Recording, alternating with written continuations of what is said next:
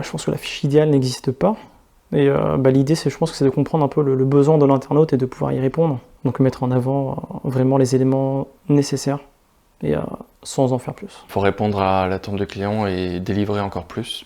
Sur une fiche produit, on va vouloir des visuels du produit. On va souvent, ce que j'aime bien, ce que font certains sites, c'est mettre le produit en situation réelle. Ce qui va être intéressant, ça va être de donner le choix à la personne qui va consulter la page, que ce soit en termes de dimension du produit par exemple, de couleur, de format, etc. D'avoir une description courte mais détaillée avec tous les éléments disponibles.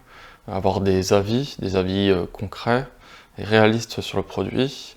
Et encore mieux si les personnes qui donnent leur avis peuvent montrer une photo de leur produit. Il y a plusieurs cas de figure, mais j'ai envie de dire que je passe quand même la plus claire de mon temps sur les pages de catégorie produits. Et du coup, les fiches produits sont le contenu de ces pages de listing produits qui ont un potentiel SEO qui est quand même plus important. Pourquoi ? Parce que les pages de listing restent dans le temps, alors que des fiches produits peuvent potentiellement ne plus être sur le site. Le produit n'est plus dans le catalogue, il est en rupture de stock, la référence a changé, enfin il peut se passer plein de choses. Il faut évidemment qu'elle fasse envie, et donc il va falloir travailler à la fois le visuel et le rédactionnel. Donc le visuel, avoir des belles photos de qualité, des photos en contexte, et dans le contenu, un nom qui parle, un nom de produit qui parle, une description claire et utile, et une description de l'usage du produit dans certains cas. À quoi il sert, comment je peux l'utiliser. Déjà, c'est une fiche produit qui charge vite. Parce que si elle met 8 ans à charger, l'internaute ne regardera même pas le produit. C'est une fiche produit qui est à la fois concise et détaillée. C'est-à-dire qu'il y a plusieurs niveaux de lecture. Il y a différentes zones de la page en fait, qui sont importantes. Il faut que dans sa fiche produit, on retrouve les informations primaires, le prix, le nom, le coloris, enfin bref, tous ces critères-là. Et il faut que ce soit une fiche produit qui apporte le plus d'informations possibles aux différents besoins auxquels répond le produit. Demander au marketplace de ne pas reprendre le contenu mot pour mot. Et le problème, c'est qu'elles ne vont jamais le faire. Dans le meilleur des cas, on envoie un flux différent à chaque marketplace, mais c'est très peu réalisable. La principale façon de se différencier des marketplaces, souvent c'est le contenu, parce que la marketplace, en fait, c'est des reprises de contenu qui existent déjà, souvent.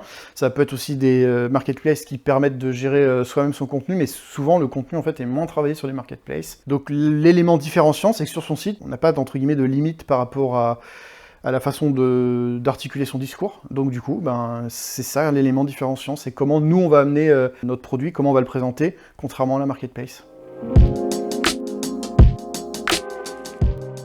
Ça va dépendre de la fiche produit en fait. Est-ce qu'on est sur une paire de chaussures? Est-ce qu'on est sur un produit? Un titre, un nom de produit qui parle, qui est efficace, un fil d'Ariane pour comprendre en fait où la fiche produit se situe dans l'architecture du site, une description, des possibilités en fait de personnalisation si possible, changer de coloris, etc., changer la taille et tout ça. Du visuel, super important de nos jours. Et en fait, c'est pas vraiment un élément à avoir sur la page, mais enfin c'est une page qui charge vite. Il faut que justement tous les éléments qu'on aimerait avoir s'affichent rapidement. En termes de SEO, ça va être globalement la même chose, avec évidemment des éléments spécifiques au SEO.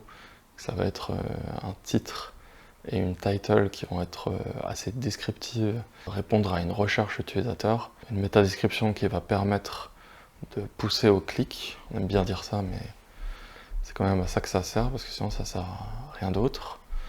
Et en SEO, pour l'optimiser, on a aussi quelque chose d'important, ça va être les données structurées, pour donner du contexte à Google qui ne voit absolument rien. Ça va être de fournir une description à ces images sur l'attribut alt, parce que Google est un grand aveugle, donc on a plein de choix pour optimiser sa fiche produit en SEO.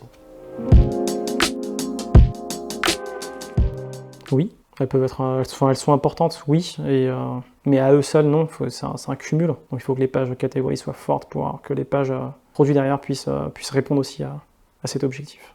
Souvent, ça va être sur les pages catégories qu'on va capter du trafic, parce que le produit va avoir un nom spécifique à la marque, par exemple, qui ne va pas forcément être celui recherché, à part si on a une immense notoriété et qu'on a une très grande marque où les gens vont chercher directement le nom du produit, mais souvent ça va être attaché à la catégorie ou la sous-catégorie ou la page de listing, appelons ça comme on veut. Dans ces cas-là, les gens vont plutôt chercher du coup via la page de catégorie que via la fiche produit.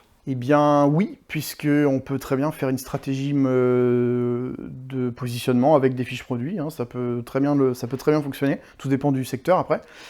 Et c'est les fiches produits qui vont faire vivre après les différentes catégories et les listings de produits. Donc en fait, sans fiches produits, on peut pas créer de catégories ou de listings. Donc même si indirectement, elles vont peut-être pas forcément générer le plus de trafic, elles participent au trafic global du site web.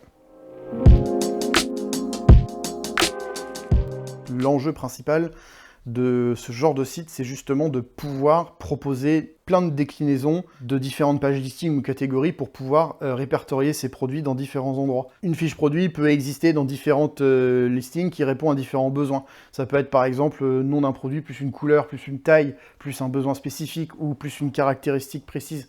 Et en fait, les gros e-commerçants qui ont un fort catalogue produit, le gros enjeu justement, c'est de pouvoir donner de la granularité comme ça, et de pouvoir faciliter un petit peu le parcours de navigation pour qu'on arrive plus rapidement sur le bon produit.